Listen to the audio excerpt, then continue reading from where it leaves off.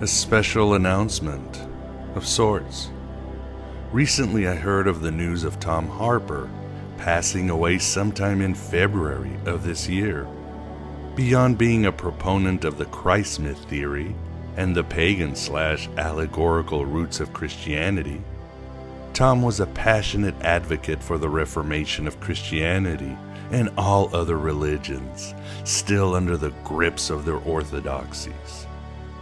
And from what I heard, a good man in an archonic world.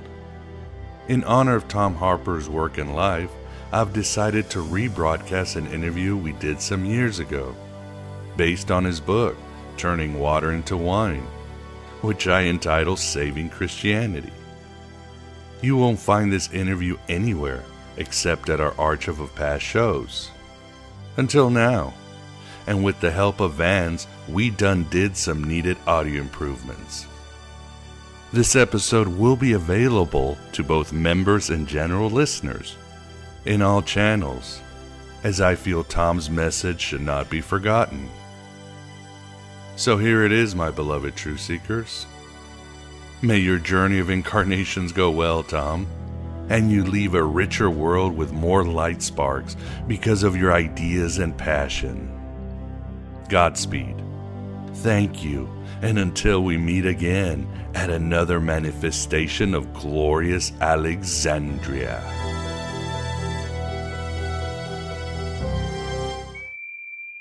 You're not afraid of the dark, are you? It's the sound of your death. We keep heaven packed with fresh souls. The peak of your civilization. It can't be bargained with. It can't be reasoned with. It doesn't feel pity. You're an errand boy.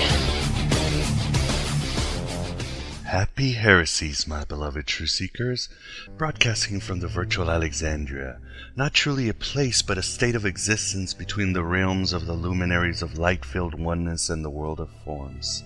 Welcome to another gallant adventure that is our weekly delirium on Gnosticism and its brethren in the esoterica. The show is as unique as the awakening of an individual, both cosmic events, if I may say so. Anyone who isn't dead or from another plane of existence would do well to cover their ears. We have come not only because, as the Gospel of Philip says, we have the possibility of resurrecting and being Christ in this lifetime, but that the gods should worship us since we created them and are older than them. We are gods in the becoming, and we've understood this in our highway of dreams and imagination called Gnosis. Yes, we are the Gnostics, the veterans of 1,000 psychic wars. We've set the controls to the heart of the sun, and we have no home in any age or dimension. We run with those searching for the truth and avoid those who have found it. We embrace paradox and contradiction, because Jehovah is not the God of confusion, but the God of order, like the Bible says. And we've seen what this concept of order has done for humanity. I am the architect. I created the Matrix. I've been waiting for you. We're writing our own gospels and living our own myths, and we're always looking for more cliches, pithy aphorisms, and stolen song lyrics. I am Abraxas, and I hope you've got some fuel in your cup and some plant substance to burn. So light up your smokes, punctured Coke cans, or incense, because coffee is for closers and fire's the devil's only friend. Sit back in the dark on this dark odyssey with the God above God as the ancients knew him. Ready your breakfast and eat hearty. For tonight, we dine in hell! Now, glance out the window and beyond the stained horizon, my beloved truth seekers. You hear that sound like rolling thunder chasing the wind? A rumble that also echoes within the rusty minds of your conditioning? That is the sound of the Abrahamic religions on a collision course yet one more time. Like lurching behemoths, they lash once again in ignorance, fear, and rage, castigating the innocent, the women, and the dreamers, all in the guise of protecting them at the same time. God has a hard-on. Churches have become empty across the world, or just full of empty suits obsessed with homosexuality. Mosques are factories for Borg-like martyrs. Temples are infected with too much ceremonial lingerie and not enough inner quests. Religions are a mile long and an inch thin, making them easy to use as nooses around lay governments around the globe. World War IV has already begun, and soon the trickles of blood might turn into a cataract of gore. Does man, that marvel of the universe, that glorious paradox who sent me to the stars, still make war against his brother? This is the 21st century. This is your reality. This is the paradox of a secular society of technology and information, balanced by increased religious fundamentalism like never seen before. This is the age in which the wrong finger over the button of a nuclear missile, an abandoned canister of chemical gas in a train station, or a disagreement over the silly notion of real estate can shave centuries off mankind's progress in the blink of an eye. This is truly the playground of the demiurge and his archons, built upon the carnage and suffering of the 20th century. The empire never ended. I believe that as a species, human beings define their reality through misery and suffering. So what will we do? What will we do? Did I mention that we are the Gnostics? The secret Christians Philip K. Dick wrote about that have turned their third eye inward and now understand the mysteries of unworldly liberation. We are few and meek, though, so many of us wonder what role we can have. So far the roles haven't been too rewarding in the physical sense, as Michael Beignet and Richard Lee wrote in the book The Inquisition. And I quote, "Throughout human history, believers have waged war against one another. Gnostics and mystics have not. People are only too prepared to kill on behalf of a theology or a faith. They are less disposed to do so on behalf of knowledge. Those prepared to kill for faith will therefore have a vested interest in stifling the voice of knowledge." Unquote. Crucifixion lasts hours. It's a slow, horrible death. Well, at least it gets you out in the open air. So it's obvious our only mission, our only hope is to spread the knowledge of the truth of the real origins, the real fountainhead of all religions, which is in the canyons of wonder and myth. Spread the knowledge that we are all equal, the children of the primal imagination, and spread the knowledge that faith and works no longer are enough to heal the human condition. Our technology has surpassed our humanity. Old superstitions must be replaced with new living myths. We walk the razor's edge between secularist madness and orthodox rape. We mean to cancel the world you civilized people made. We will simply erase history from the time that machinery and weapons threatened more than they offered. And when you die, the last living reminder of hell will be gone. But we must be stern because one cannot compromise with the Stygian forces of intolerance. Like the song goes, darkness has a hunger that is insatiable, lightness has a call that's hard to hear. Yet we must also be compassionate, because it is our being blessed with gnosis that puts us in danger, and their curse of lack of gnosis that urges them to bring the end times closer to orgasm. The empire never ended. And most important of all, we must transform ourselves into complete individuals, apostles of light, lovers of Sophia, so that we become beacons of luminosity against the incoming night of fundamentalism. Prepare to taste God's wrath. There is no strength in numbers, have no such misconception. The Renaissance, the classic Greek era, the birth of Christianity dreamt by the Gnostics, the Enlightenment period, the spirit of the 60s, and all the other sparks of human imagination made manifest were ignited by a minority of individuals who had the spiritual fortitude to speak from their inner mystery. There is no price for individuality. So to give us a blueprint on how to not only transform ourselves, but lobby the dying religious institutions that have arisen like zombies of fanaticism and bigotry, we have today the wonderful and kind Tom Harpur, author of The Pagan Christ and Water into Wine, just two among his many books and articles. Tom is the classic tale of a man who evolved painfully out of Plato's cave and into the sun, yet knowing that in the outdoors there are still vipers in the grass. From an Anglican priest and a religious reporter for the Toronto Star for decades, to his metamorphosis into a champion of Gnosticism, mythicism, and mysticism, Tom is the epitome of what the nectar of knowledge, both intellectual and divine, can do to emancipate the soul from the chains of the counterfeit spirit that Jehovah places around our souls before our birth and during the indoctrination of society. We will not live by your commandments. We're free. There is no freedom without the law. He is a brave paladin that has not lost his love for the communities around him that more than likely have branded him a heretic. So Tom will give us his journey on the map where you and the Abrahamic religions can renovate themselves into vessels of the creative force of the divine totality that, in this illusionary reality, seems fragmented across the cosmos. Before Tom grants us his sapience, and before you hopefully buy his moving Water into Wine, allow me to read from the Nag Hammadi Library's Teaching of Sylvanus. Amazing Sophia for the ages, even if it was written almost 2,000 years ago. But our war, the esoteric versus the exoteric, is timeless and eternal. Well, what if there is no tomorrow? There wasn't one today. This encompasses what we must do as Gnostics, free thinkers, and truth seekers. Listen, my son, to my advice. Do not show your back to enemies and flee, but rather pursue them as a strong one. Be not an animal with men pursuing you, but rather be a man with you pursuing the evil wild beasts, lest someone they become victorious over you and trample upon you as on a dead man, and you perish due to their wickedness. O wretched man, what will you do if you fall into their hands? Protect yourself, lest you be delivered into the hands of your enemies. Entrust yourself to this pair of friends, reason and mind, and no one will be victorious over you. May God dwell in your camp, may His Spirit protect your gates, and may the mind of divinity protect the walls. Let holy reason become a torch in your mind, burning the wood which is the whole of sin. And if you do these things, O my son, you will be victorious over all your enemies, and they will not be able to wage war against you. Neither will they be able to resist, nor will they be able to get in your way.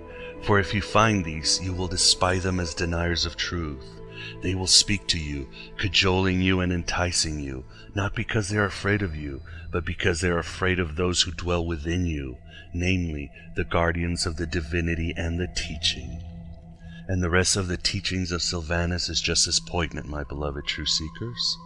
Now, here at the virtual Alexandria, where we are safe from the Abrahamic religions for a little bit longer, let us sojourn to one of its libraries and speak to Tom Harpur. And that woman riding a chariot down the streets is Hypatia of Alexandria, forever trying to make it home before the Christian mob kills her. And when she makes it home one of these eternities, time and space will unravel. The empire will be exposed as the chimera of a mad god, and the secret Christian in you will also be allowed to return home.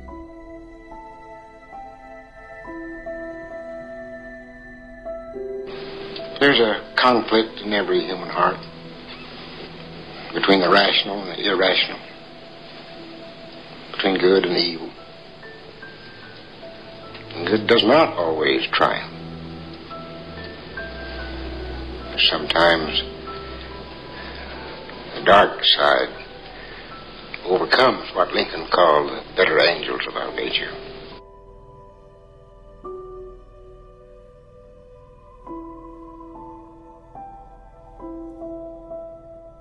Today we have Tom Harpur, author of many books, including the very popular Pagan Christ and the new book Water into Wine. How are you doing today, Tom? Well, I'm great. Thank you very much. Okay, glad you could join the show, and appreciate taking your time. And why don't we get started?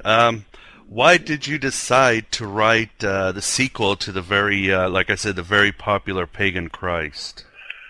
Well, it really, the Pagan Christ had, if I may say so, quite an enormous impact on many, many, many thousands of people. And I've heard, from all over the world in regards to it. And so the question kept coming with those who were seized by its message or liberated to some extent by it.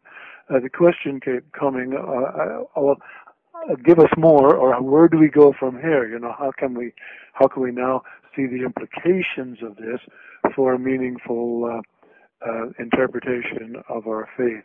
So it really, I didn't have much choice in a way if I was going to be true to what I try to be moved by, and that is a deeply pastoral instinct. I mean, in all my writing, what I have in mind is the fact that there are people out there grappling, and we're all of us spiritual animals trying to make our way, and there's so much confusion that I made a resolution early on that I would do the best in my power through my research and through learning how to communicate in mass media to meet that need to some extent. I mean, I don't have grandiose ideas, but because many people are trying to meet it, but it did seem to me a yawning need in our contemporary confusion, and I mean we're living in a great moment of history, it seems to me, but the possibilities can go either way, and there just was a need to try and articulate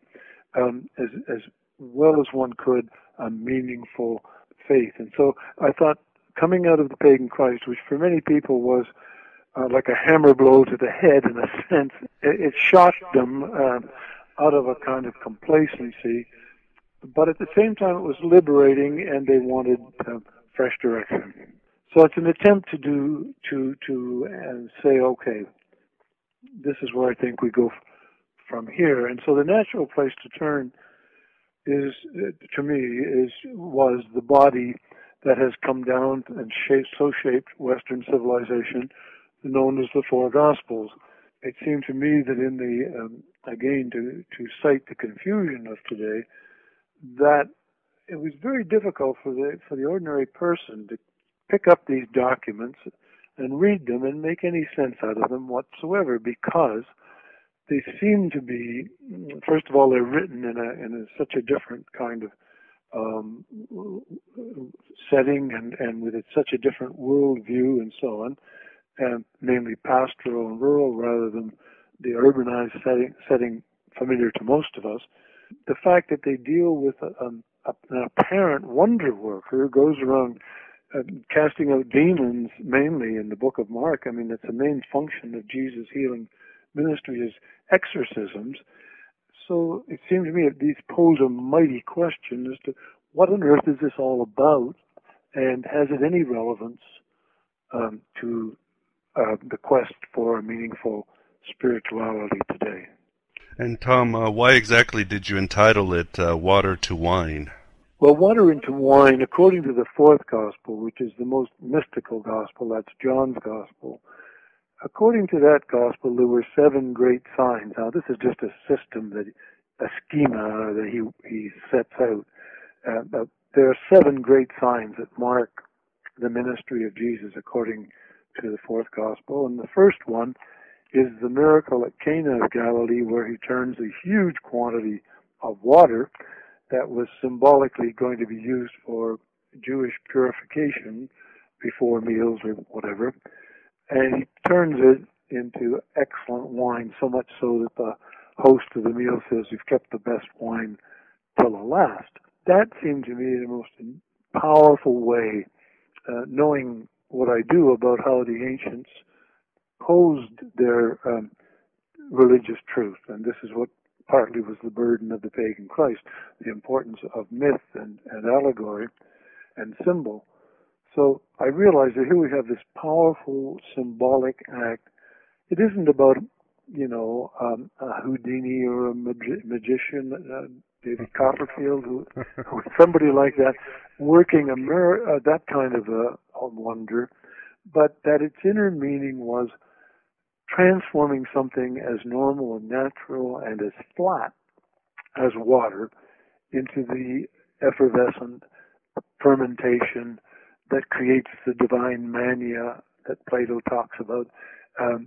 You couldn't get anything more different, the fermented wine as opposed to the water that he makes it from. So this is symbolizes to me the core of that ancient vision in those 4 Gospels.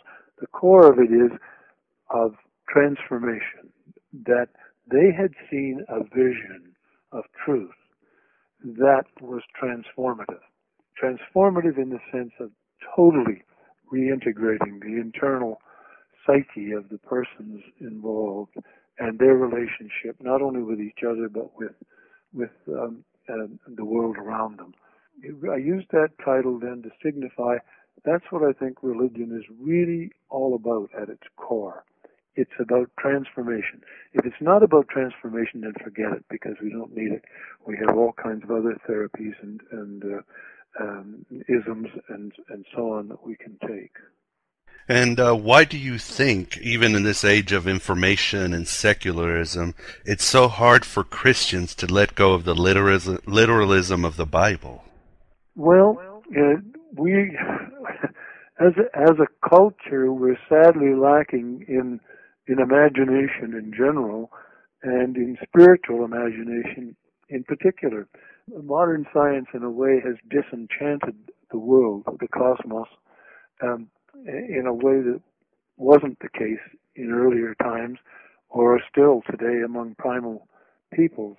Today it's a disenchanted universe, and I think that kind of pedestrian, matter-of-fact, here and now approach is what seems to appeal. That, plus the fact that it's easier. It's easier just to take the literal words on a page and than to try and use your imagination and look for allegory. But the result is you're faced with a conundrum. You have this person who doesn't make any sense in the 21st century. It seems we don't know how to relate to somebody who goes around saying, "Wham! I'll change water into wine. Wham! You can be whole." Zing! I'll walk on water. That it just doesn't fit, and so the tendency is take it literally and dismiss the whole thing as poppycock. On the other side of the coin, not only do you address fundamentalist Christian, but don't you also say that liberal theologians for the last 200 years, in their effort to demythologize the Bible, is also another type of danger? People try to classify you, and say, well, you're obviously not a fundamentalist, so you must be a liberal, and that I don't apply either of those titles to myself. I would like to think of myself as a radical, someone who's trying to go to the root of the thing and to try and see where it came from and whether we can learn from that how it can begin afresh. But I find the liberals less refreshing than the fundamentalists in one way. I mean, they're not so scary in that they're not going to bring about the end of the world, I don't think, unless through sheer apathy. But but they are scary in that they have emasculated the transformative message by saying, well, there, all you have to do is, well, almost like Thomas Jefferson, take your scissors and go through the New Testament and just cut out anything that's mythological or mystical and miraculous, and then try and deal with what you're left with. While the fundamentalists, as I say, are scary, at least they have something that to them constitutes good news to announce to the world and to modern men. For those who can buy a simplistic approach, it works. But the liberals, I don't know what they have other than a kind of a watered-down Rotarianism. This is not going to change lives. It's not going to change the world. It's certainly not going to transform anyone.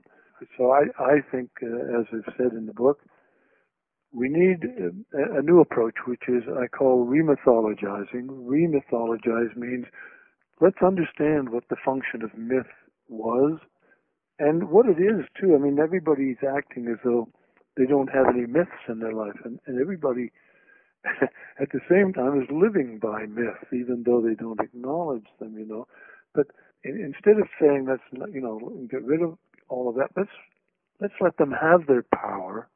Let's see how the ancients used them and what their meaning was for them. And that's, I have the arrogance or whatever, the presumption to assume that by interpreting them, the miracles I'm saying now, and the more supernatural aspects of the Gospels, interpreting them in an allegorical way, which was the prevailing way at the very beginning of the whole movement. I mean, Origen himself says, if there's something in the Bible which offends your reason, then take it in an allegorical fashion. He didn't think you should swallow it. So then, if you take it in an allegorical way, what happens then? And I think then it has power. But the question would be, do you, in your opinion, Tom, do you think the gospel authors themselves understood that they were writing myths for the ages? I don't think that they thought they were writing myths for the ages. In fact, the whole process of how the Gospels were composed is very, very enigmatic and shadowy. I know that nobody called Matthew, for example, sat down one day and said, ho-hum, what'll I write today? I'm going to write a Gospel, and I'll put in a few myths here, and so on. It didn't happen like that at all.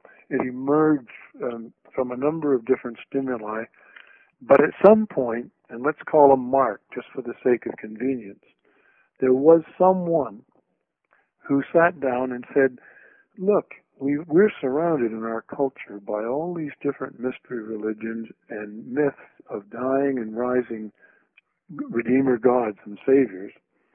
Is there a Jewish form of this same truth? And as they looked at it, and they thought, Yeshua, or Joshua, the great Savior, his name means God saves or God heals, who was the great hero at the beginning, a mythical hero, I believe, but that's irrelevant. Could we use this Yeshua as a coming Redeemer who would fit the mold? And are there any elements in our own story that are congruent with a dying and rising Redeemer? And when they looked, lo and behold, this author, who we call Mark, saw in what Christians call the Old Testament, rather pejoratively, but the Hebrew Bible. When he looked there, he saw that there were passages about a suffering servant who would be rejected, but who would be able, through his suffering, to be a saving figure. And he began to look at that, and especially Psalm 22. That's the psalm that begins, my God, why hast thou forsaken me?" which eventually ends up in the gospel as words of Jesus from the cross. If you take Psalm 22, it's practically the skeleton on which the Gospel of Mark is hung. The Gospel of Mark, and then when you expand it in Matthew and expand it in Luke, they are totally constructed on the basis of an outline already in the Hebrew Scripture. Now, just as an aside, I believe that suffering servant and all of that thought there comes from Egypt originally, and that's where its source was. But I don't want to get off on a red herring on that. Sure. You know, at this point, it wasn't originally Jewish, but there it is. And so they molded it, in my opinion. And it's very artificial. I mean, any modern scholar will agree with this, I think, unless he's very conservative, or she is, that the framework for the Gospels is already found in the Hebrew Bible. That's why Matthew keeps saying this happened so that it might be fulfilled what was written by the prophet. And then he quotes one of the prophets. In actual fact, he began with the prophecy and then wrote the story to fit the prophecy. You know what I mean? Yes. He wrote it backwards, it's like the mystery writer who has the ending and then he writes the beginning of the story. Right. So they already knew what the prophecies were. Then they made the story fit the prophecy. So Jesus says all these things from the cross, depending which gospel you read. But significantly, they cast lots for my clothes. That's all in Psalm 22. They stared at me and jeered at my, every bit of it, word for word practically. And so when you say, did they sit down and write myths? Well, yes and no. They were writing an allegory. They were writing a Jewish version of the salvation myth, and its meaning was not to be taken literally, but to be taken symbolically and allegorically, as an allegory of the self, of the soul. What about, on a parallel, what was St. Paul up to when he was writing about his Christ? I mean, he obviously was writing a mythic creature, a mythic personage, right? Yes, and Paul's Christ is so different from the four Gospels Christ as to be absolutely quite astounding. I mean, the conventional liberal scholars have yet to this day to pay full due to the disparity between Paul's view of Christ, which is at least 30 years earlier than anything we have in the Gospels, at least 30 years earlier, and also confirmed by the other epistles. The epistles and the epistles of Paul and the other epistles in the New Testament, all, with the exception maybe of late 2 Timothy, all antedate the four Gospels. And none of them has reference to the historical Jesus, which the liberals build on the basis of the gospel story. So Paul's Christ is a mystical Christ. He's an inner. I think Paul was a Gnostic, and so it's an intuitive Christ. He saw visions of him, no question, but he didn't see him in a historical sense any more than Peter did. The same language is used in the Greek for Paul when Paul's talking about how the Christ appeared to him. He uses the very same Greek words as he appeared to Peter and the others, and the word used is a word that is constantly used in visions, in the mysteries. So he was a very paranormal type of person, Paul, and given to, as he tells us himself in 2 Corinthians, given to extraordinary paranormal experiences, mystical experiences, and his visions of the risen Christ were not of a flesh and blood or historical person at all. Do you view the resurgence of Gnosticism, or at least the interest, in a positive way to help Christianity? Yes, I do. Overall, I mean, I think maybe you and I had this conversation once before in which I compared Gnosticism to an umbrella word, something like the phrase New Age. That is to say, it covers a multitude of sins. And a lot of people want to crowd in under the shelter of that umbrella. And so it has a mixed bag. But overall, yes, I view the resurgence of interest in and practice of, if one can call it that, of Gnosticism in its main the more normative forms, because I think the first Christian theologians were all of them Gnostics, and eventually they were on the losing side because the literalists won out, and so they burned the Gnostics' books as fast as they could get their hands on them, and they excommunicated them, called them anathema, and as Aline Pagels has said, the losing side doesn't get to tell the story. It's the winning side, and so one side of that story came out, and the other part was buried. Luckily, it got dug up at Nag Hammadi, some of the Gospels and that. But I mean, I think it was von Harnack once said that the Gnostics may have been the first Christian theologians, and Edward Gibbon, I remember reading him saying that they were the finest Christian gentlemen of them all. A bit sexist, but the other thing about them was that they weren't sexist, that the Gnostics gave the feminine principle and femininity and women full acknowledgement and full role. Had they been the winning party, there wouldn't have been the persecutions, because Gnosticism is not a persecuting type of approach. And we wouldn't have had the patriarchy that we've been saddled with for 2,000 years and still paying the price for it. And as you've evolved from back in the Anglican Church to now, what do you think of a historical Jesus? Where are you now with this? In the pagan Christ, I said that it did not seem to me at all likely that there had been a historical person corresponding to Jesus Christ. And of course, I caught a lot of flack from that, and that's ongoing. But I've just been reading recently about Copernicus. Not that we're in the same camp, but class. But he caught a lot of flack for some of his ideas. The thing is about a historical Jesus that in the 3 years and a half since the pagan Christ came out, I have not received one shred, no matter from however scholarly a source, a shred of anything that you would say constitutes evidence of a historical Jesus. They all try. I mean, Bishop Spong has had several runs at me in his newsletter, I noticed. And I like him, and he's a nice guy. But he only does that because people write in and ask him and say, this fellow Harpur says there was no historical Jesus, and then he gives his reasons why, of course, there was.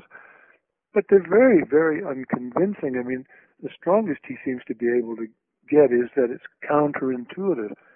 I was trained in ancient history at Oxford and before that at the University of Toronto. I never came across the argument of counterintuitive as a historical, historical reasoning ever.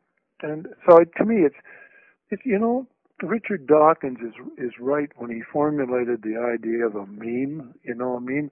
A meme, as a bundle of information or an outlook that is just handed on down the age. Everybody accepts it. Nobody questions it. So everybody in the theological colleges today, they can't question it really in depth. They'd be out on their ear tomorrow. In the churches, it's drummed into the kids. It's drummed into the congregation. We've lived with it. It has a history. I mean, the idea of the historical Jesus has a history, and people don't make the distinction. They should. Having a history is one thing. Being historical is another. And, I mean, Robin Hood has a history. I don't think he was historical. And so I just don't, I mean, I don't have a special interest in there not being a historical Jesus. I just cannot find the evidence that gives me the confidence to say, yes, there was. If there was, surely there should be some concrete piece of an inscription or a letter home from somebody who was at one of the miracles and said to his mother or whoever, you should have seen what I saw today. We have nothing like that. And I mean, St. Paul, who's the great warrior and lion of the movement, when he became a Christian, or when he was converted, it says he went to Arabia for 3 years, I guess to meditate and think. We don't know all that he did there. But when he came back, he decided to go up to Jerusalem and meet with Peter and John, who he says were reputed to be something. And they were, after all, they're part Peter and John. He spent 2 weeks with them. There is nothing in the Pauline letters that would give you the slightest hint that this man who is laying his life out there for a movement and for a person known as Jesus Christ, there's no hint in his letters he ever met anybody who really described him, who talked about how he looked, how he taught, who mentioned his miracles, who mentioned... I mean, Paul agonizes in Romans 8. I don't know how to pray how I should pray, he says. Well, you say, dummy, all you have to do is look up the Lord's Prayer. Somebody's got it there. Have a look and try that for a start. No, there's no word of it. There's no word of anything. Virgin birth. I mean, even Paul, who's almost obsessed with the death of Jesus and his resurrection, never tells you that he knows where Jesus was crucified or by whom. He doesn't say where the resurrection is supposed to have occurred. When he does talk about his witness to the resurrection in 1 Corinthians chapter 15, which is the classic passage, He said he says he was seen by this person and then by so and so. Doesn't mention the women, which the Gospels all agree were the first ones to have the visions or see CG. He doesn't mention them. And then he said there are a bunch of people around some of whom are still living. He doesn't mention where, when. All of the basic W's of a news story are missing. Who, why, what, when, where. And so you think, this is a formulaic passage that he's giving, you know. So I don't want to go on, but it's a huge case, I think, of silence that is absolutely, at the end of the day, stunning that this man was supposed to have been talking about the historical person and never gives him any history. But what about, doesn't he mention in 1 Corinthians 15 the 12? Isn't that what people say, there must have been 12 apostles? Yeah, but I mean, even there he's wrong, because how could there be 12 if Judas went and hung himself? I mean, I make that 11 in my counting, and they haven't at that point, they hadn't had cast lots. That came later when they cast lots and elected Matthias to make up the 12. So he didn't appear to quote the 12. And going back to your book, Water into Wine, you break down the miracles and the virgin birth and the lineage and all metaphorical allegory messages, which are all wonderful. But the sticking point, it seems, is the only time that the Jesus character ever uses violence is in the Gospel of John, chasing out the moneylenders with a knotted rope. There he is, whipping people around. And this has sadly been used by extremist Christians against Jews throughout history. How exactly do we interpret that passage metaphorically? Well, that's a good question. There are other passages, mind you, which are far more responsible for hatred and violence against Jews than that little incident against the money changers. I'm not downplaying it, but I mean, the whole business of Judas, whose name means Jew, betraying Jesus, the whole passage in Matthew, where the crowd, quite counterintuitively, if I may say so, shouts, his blood be on us and on our children, the blood. Oh, yeah. All of those things are far more at the source of Jewish persecution at the hands of Christians down the ages than the knotted cords. Well, as I point out in the story, it is a bit of an anomaly because, according to the law itself, money changers were allowed in the temple. Not only allowed, they were necessary, because they couldn't use the coin of the realm with Caesar's head on it. That was idolatry and blasphemy. So there had to be money changers who could change Roman money into temple money, which could then purchase the necessary sacrifices, doves or animals of various kinds. Now, making the little whip and knotted cords in it and everything, I frankly don't have an answer to that. And every once in a while you have to say, I don't know.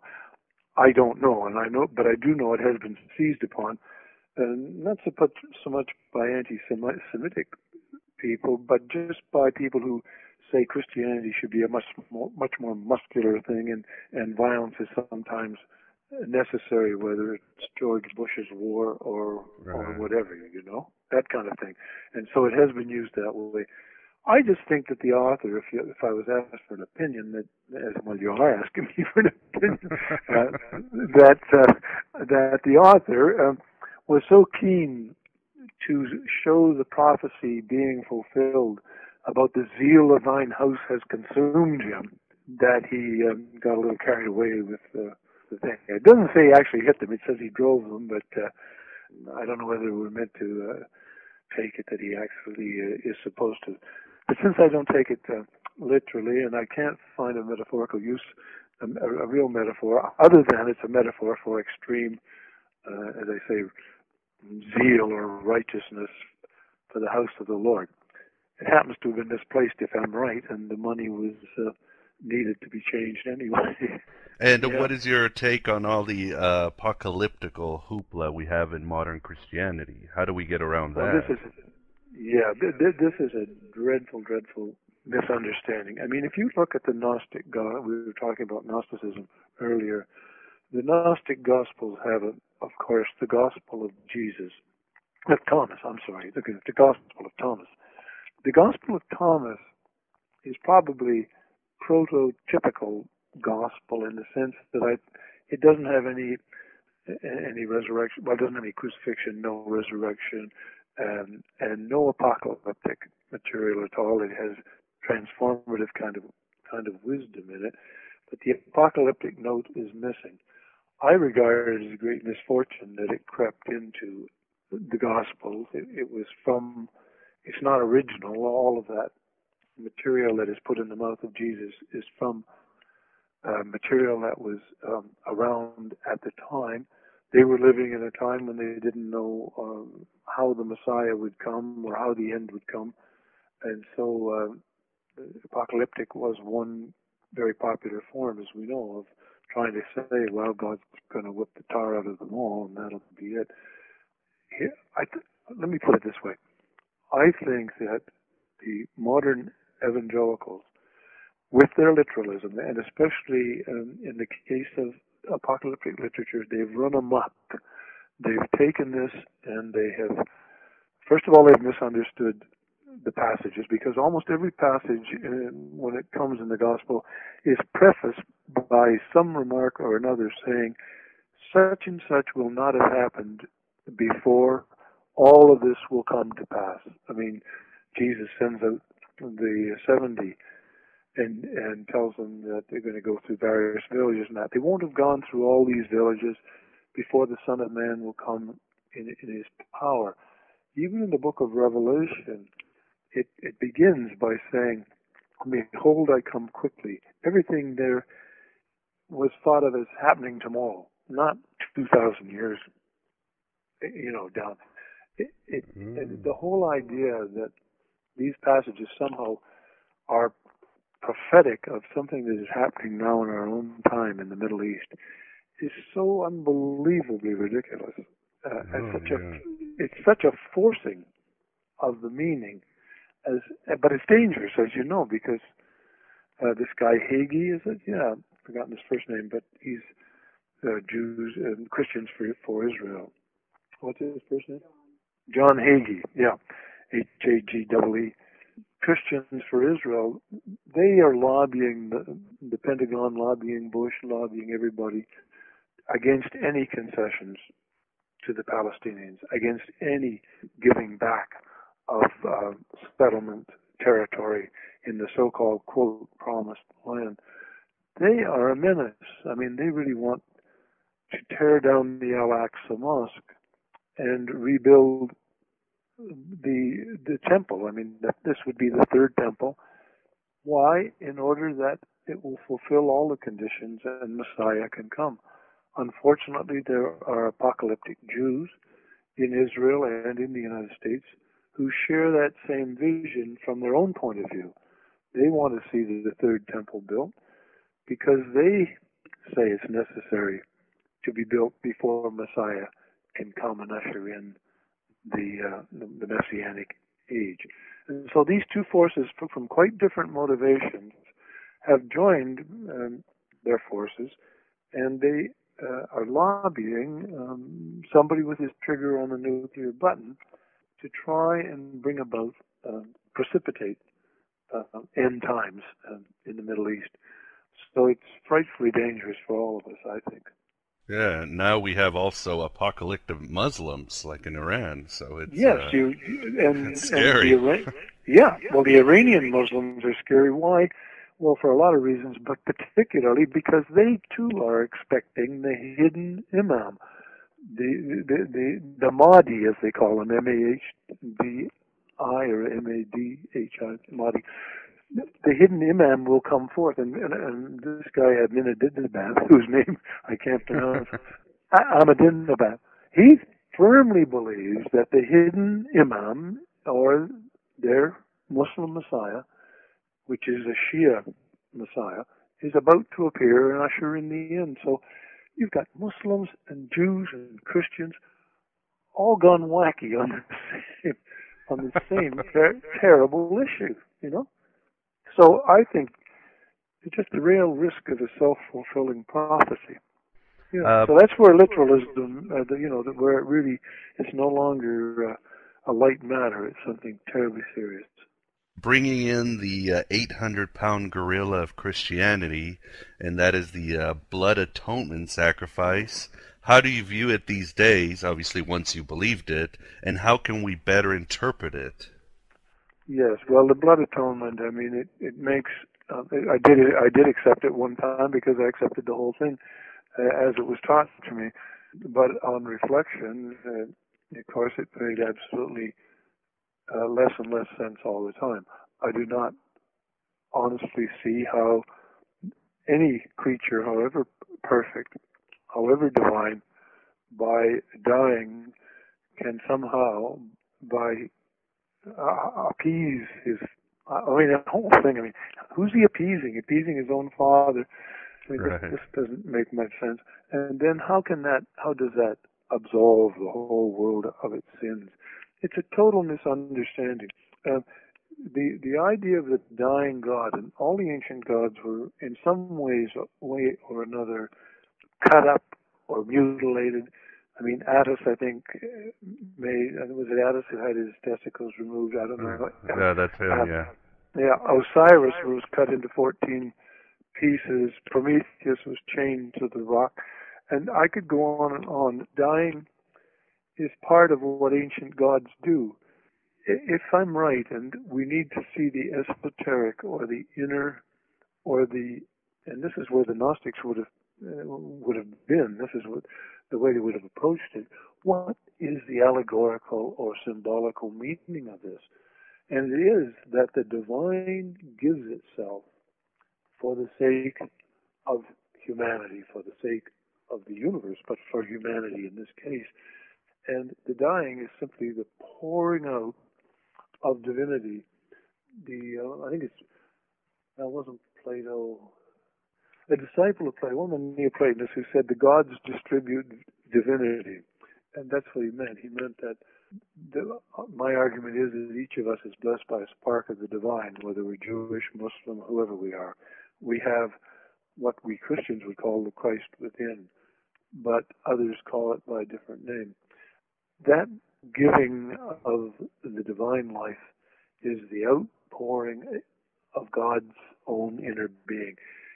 Somehow that the ancients saw that involves a cost on the part of God, to become so involved with the creation as to pour out the very essence of himself, herself, so that it might dwell in the minds and hearts of each of us.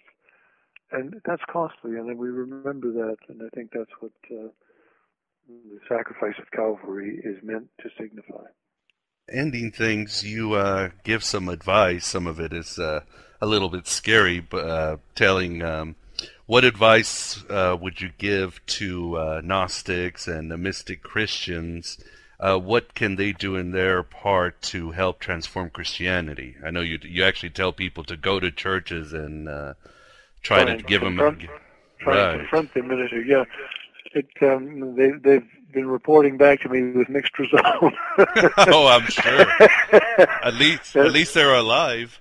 Yes, they're alive, and something's happening, and study groups are happening, and a lot of clergy, they're very threatened in a way, but if you suggest to them that they have a parallel church or a parallel study group or a searchers group, it's less threatening, and you can approach it that way, and I think that's very important. But there's a flowering of richness of spiritual experience right now. People are gaining it from the ancient Gnostics, they're gaining it from Sufis, and they're gaining it from Eastern mystics of other kinds, and they're gaining it from native shamans and from native spirituality. And it seems to me it's a time of flowering of the inner life, and Gnosticism, excuse me, is not great on creeds and regulations, and it's certainly not great on central authority. So I think all of that's healthy. Just how to predict what shape it will take, I don't know. I'm not. The Talmud says prophecy is for really old men and for little children. I don't quite qualify for either. No, maybe the elderly. So I can't predict, but I do think there's a leavening going on, and that there's a changing of the paradigm. I think something that has been accepted for so long, this business of the historical Jesus, just as a matter of fact, I think one day people are going to come to and say, well, that's really not what it's about. What this is really about is about what does this mean to us? What does it mean to you and me? And he is, the story of Jesus is very important, but it's really only important as it bites right here and now, and that's what the major issue is. So all this kowtowing and offloading everything on one person has got to stop, lay it all on Jesus, sort of thing. And I think that's a major stumbling block to human evolution at this point. Well, I couldn't agree with you more. Well, I think that should do it. Tom, I'd like to thank you for coming on Coffee, Cigarettes, and Oses. As usual, it's very stimulating. Well, it's been a pleasure, and I hope it's some use. And okay, all the very best. God bless. Take care.